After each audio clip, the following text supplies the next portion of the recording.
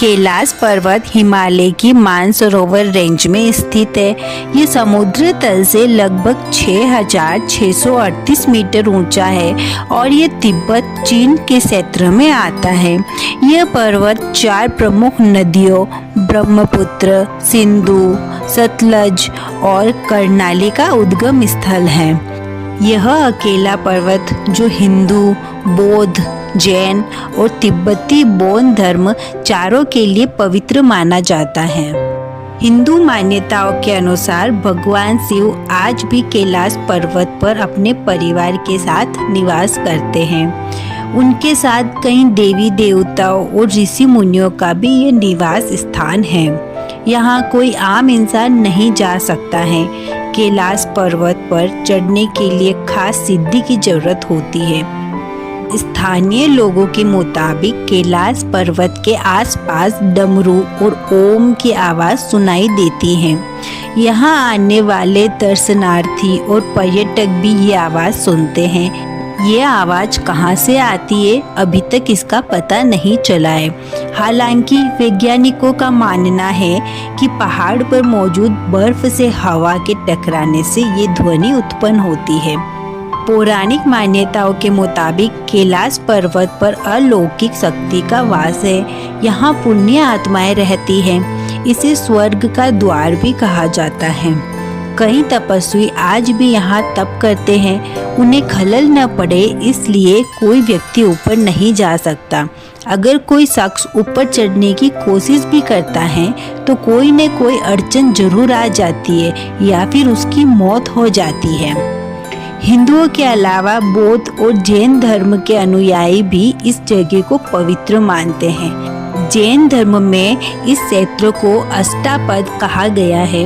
यहाँ से प्रथम तीर्थंकर ऋषभ देव मोक्ष गए थे। वहीं बौद्ध धर्म में अनुयायी इसे बुद्ध का निवास स्थान मानते हैं। बुद्ध के डेमचोक रूप को कैलाश पर्वत से ही निर्वाण मिला था। कैलाश पर्वत को किसी भी दिशा से देखे यह एकदम पिरामिड की तरह दिखता है। ऐसा प्राकृतिक रूप बहुत ही दुर्लभ है। श्रद्धालु जब इसकी परिक्रमा करते हैं तो समय का अनुभव बदल जाता है। कुछ लोगों ने दावा किया कि 3 दिन की यात्रा उन्हें केवल 12 घंटे जैसी लगी। कैलाश पर्वत के चारों ओर जीपीएस और कंपास काम करना बंद कर देते हैं। क्या ये कोई चुंबकीय क्षेत्र है या कुछ और?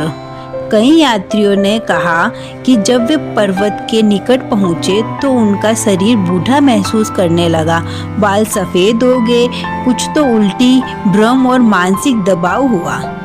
कैलाश के पास मानसरोवर झील जो समुद्र तल से 4500 मीटर की ऊंचाई पर है, लेकिन यह मीठे जल की झील है और उसका पानी कभी भी गंदा नहीं होता। मान्यता है कि इसका निर्माण स्वयं ब्रह्मा जी ने किया था। कई साधुओं और योगियों ने यह दिव्य अनुभव प्राप्त किए हैं। कैलाश पर्वत की सबसे रहस्यमय बात यह है कि आज तक कोई भी इंसान इसकी चोटी पर नहीं पहुंच पाया है।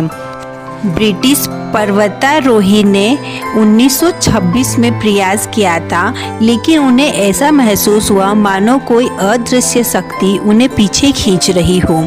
रूस और चीन के पर्वतारोहियों ने भी कोशिश की, लेकिन या तो उनका शरीर जवाब दे गया या उन्होंने किसी अजीब मानसिक दबाव का अनुभव किया।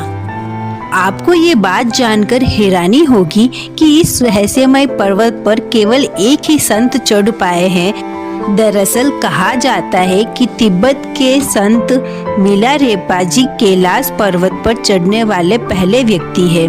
मिलारेपा जी ने अपनी साधना को पूरा करने के लिए कैलाश पर्वत की यात्रा की थी। उन्होंने अपना अध्ययन पूज्य गुरु श्री मारपा जी की छत्र छाया में किया था। उन्होंने अपना पूरा शरीर श्री मारपा को समर्पण कर दिया था, जिसके बदले में उन्होंने उनसे थोड़ा सा खाना, कपड़े और शिक्षा का दान मांगा। दरअसल मिलारेपा जी ने कैलाश पर्वत की यात्रा गुरुजी मारपा की आज्ञा से ही पूरी की थी। हालांकि इस यात्रा में उनके साथ कुछ अनुयायी भी मौजूद थे, लेकिन केवल वो ही इस यात्रा को पूरा कर पाए। मीडिया रिपोर्ट्स के मुताबिक कहा जाता है कि उन्होंने ईस्वी 1093 से कैलाश पर्वत पर पश्चिम दिशा की ओर से चढ़ाई करनी शुरू की थी। इस यात्रा के बीच उनकी मुलाकात एक बौद्ध धर्म के जाने माने प्रचारक नरोवान जी से हुई। नरोवान जी ने मिलारेपा जी के सामने एक शर्त रखी और कहा, इस शिखर पर जो सबसे पहले पहुंचेगा उसका कैलाश पर्वत पर वर्चस्व होगा। मिलारेपा जी ने ये शर्त मान ली और उसके बाद दोनों ने एक साथ पर्वत की यात्रा शुरू की।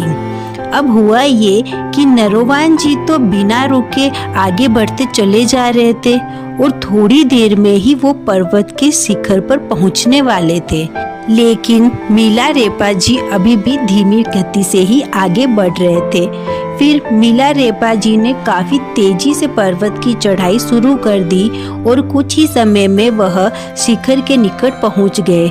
इस बीच नरोवान जी भी शिखर की ओर तेजी से आगे बढ़ रहे थे।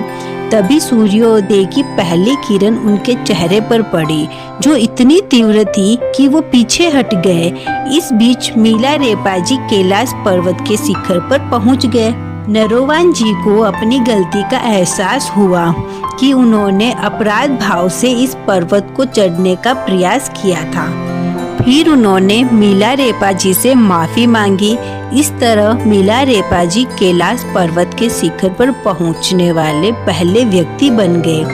कहा जाता है कि इसके बाद मिलारेपा जी ने कई सालों तक कैलाश पर्वत पर ही साधना की। साधना करने के बाद फिर वह वापस लौटकर अपने गुरु मारपा जी के पास आए।